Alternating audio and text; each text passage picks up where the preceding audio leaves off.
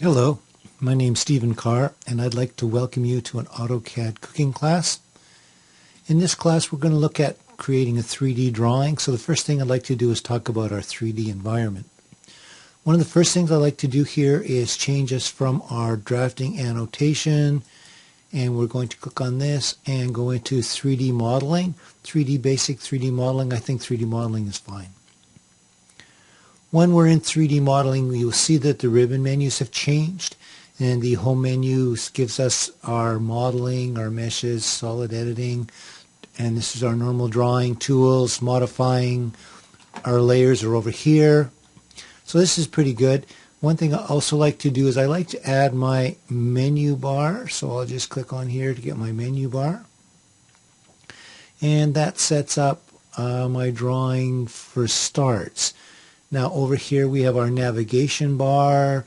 With the navigation bar we can turn on our view cube. So this is our view cube. This allows us to change from our different angles we want to look at. We can click on this view here. So that changes us to our southwest viewport. The view cube also does some other things which we'll play with a little bit later. Also in this view here, we can, I like to look at my options here. In my options, I go to my 3D modeling, and I want to click on my display view controls. So what my view controls show me is my view concenter. So this again allows me to go to my top view, which is the same as the view cube, or we can just change this back to southwest viewport. So you can handle it in either way. If you do this, then you don't really need to have this here, but again, it's a couple of ways looking at it. And we also see our visual styles here. So right now it's in 2D wireframe, so we'll just leave it here for now. One of the things that I find is important is that we make sure we just turn off all of our settings down here on the bottom, except for I'd like us to turn on our grid setting. So you'll see that the grid setting helps you visualize where your control is, and of course you can see where your X and your Y and your Z is set up. So this helps us just visualize it a little bit better and see what we're doing. So I've already created a few things on here on different layers. So if I just click on my layer control, I've created an arc, and I've also created a layer with my circle, and a layer with a cloud, and a layer with an ellipse, and I'll just turn all these things on.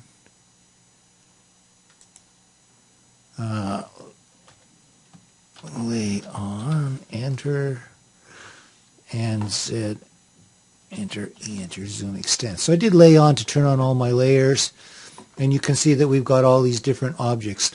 So what I want to do here is I want to actually see which one of these objects are really 3D objects, or how we can control them. So if I click onto my arc, for instance, and I right click and I look at my properties, I'll just put my properties onto my screen here. We can see that with my arc we can have a thickness. So if I want to, I can change this thickness. I'll just change it to 3. And it has a thickness. So that's cool. So just escape that, click on my line, same thing here, 2.5, enter. So this is kind of nice. You can see what it's happening. I've got a circle here.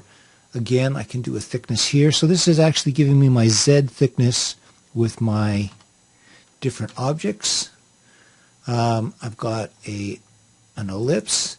Now when I go into the ellipse, I do not have the ability to give it thickness as a option or a property.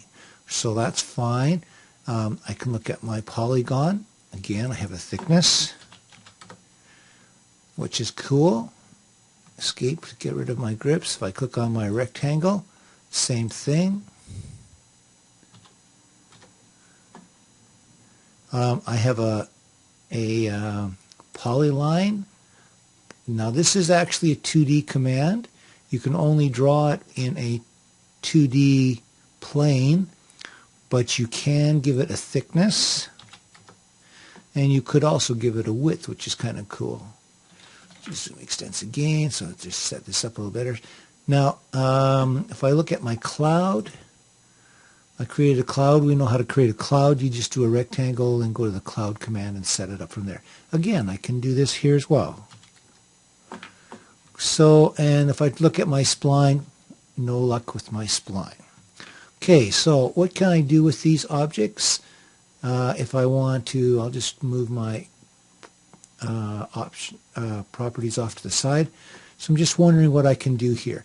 Now, again, when we're looking at our controls here, one of the cool ones is orbit.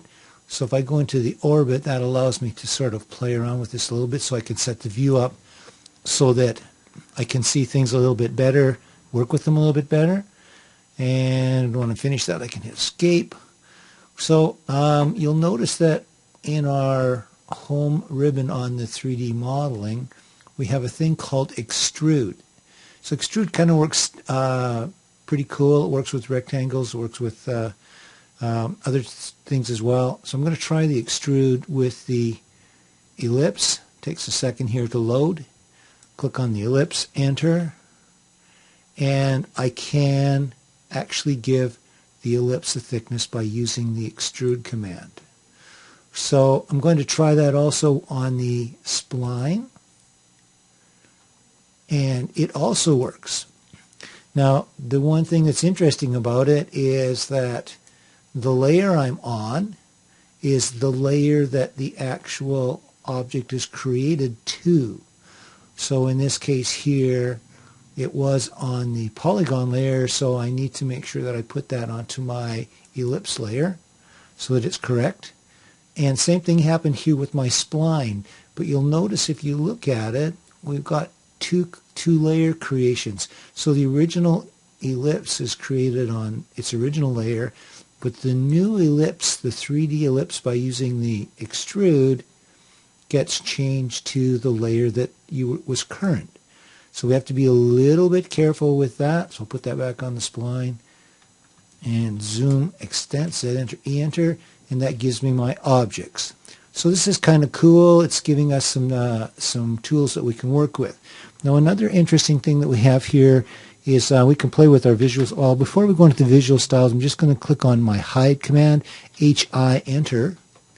And when I do the hide command, AutoCAD tries to figure out what it would look like. See my circle here? I can't see through the circle. It's got a top on it. The ellipse has a top on it. But the polygon, you can see inside it. The rectangle, you can see inside it. The cloud, you can see inside it. So you can see it has a different effect, and it changes the shapes of the construction of the lines a little bit, just to give you an idea where you are. So now once you're here, you're in a bit of trouble because you can't really pan, you can't zoom, so you need to do a regen view and regen all, and then they go back to their original shapes, and now you can pan, zoom, orbit, whatever you like. So that's working with the 2D wireframe. Now we can also click on conceptual, and you can see conceptual change things, and it actually makes it easier to see what you're looking at. The polyline's a little bit hard to see, so maybe not exactly the best. So we look at hidden. So that's more like what we were just doing, but again, you can pan, zoom, whatever you like. So that's kind of cool. We could work hidden. We could work realistic. And that's pretty much, there we are. That's a little bit better. Kind of shows you shades a little bit more, so you're getting a little bit better idea of what things look like. We can also look at shaded. Doesn't change it really. Don't see any change here. We can go into shaded with edges, so that might help us a little bit. And we can go into grayscale. We can look at sketchy. And this is 3D wire. And of course we've got X-ray. So these are just a few of the visual styles that we have available to work with. So, you know, you're going to find the one that you like to work with, the one that makes sense to you, and that's kind of cool, and that's fine. So I'm just going to go back to 2D wireframes. That's where we started. And just look at a couple of other tools while we're here. If we want to, we can create a a rectangle again. I'm just going to create a rectangle, so I'll just go to my rectangle layer here just to keep things under control. And then I do a rectangle. And with the rectangle, I can also extrude it. And when I hide that, it has surfaces on all sides, whereas if I took a rectangle and I just gave it thickness, I don't get that top piece or the bottom piece in place. So that's kind of cool that you can do that with a rectangle. I would assume if I do my polygon, it will be exactly the same as well.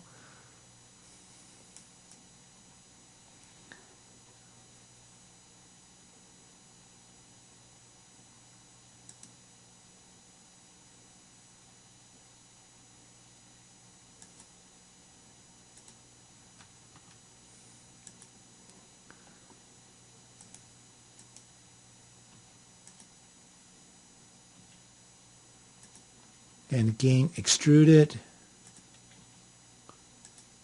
and I hide it. So that works really well as well. So the key thing is, I guess if I want to just use the thickness, I should use that with the arc or the line or the polyline.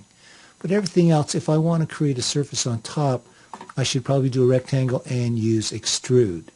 Now we also can create a box, a solid box from AutoCAD. So it wants you to select the first corner, second corner, give it a thickness, and again the same thing is going to happen here. If I go into conceptual, you'll see that it gives me a surface. We can also create cylinders, which is like a circle with thickness. That's kind of cool. So that's very, very quick. Cones. Click on my center, and then it's assuming that I want to have a top. It allows me to create that. So, and we've got other different things as well. All you really have to pay attention to is your baseline here, your command line. Make sure everything is set up the way you want it to be. So I'm going to just wrap this up now. And I hope you've learned a little bit here about our 3D construction, and we'll see you next tutorial. Thank you.